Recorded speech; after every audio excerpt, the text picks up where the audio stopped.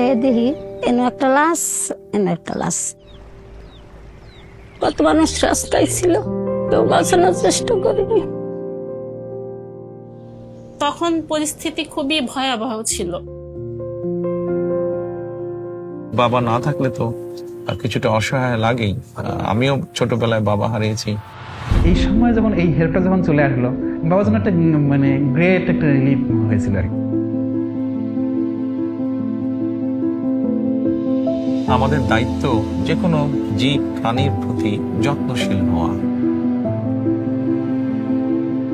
আমি তো তখন বুঝি নাই যে আমি এটা কোথা থেকে পাচ্ছি। উনি তো বাবার মতো দায়িত্ব এতদিন আমাদের পালন করে এসেছে।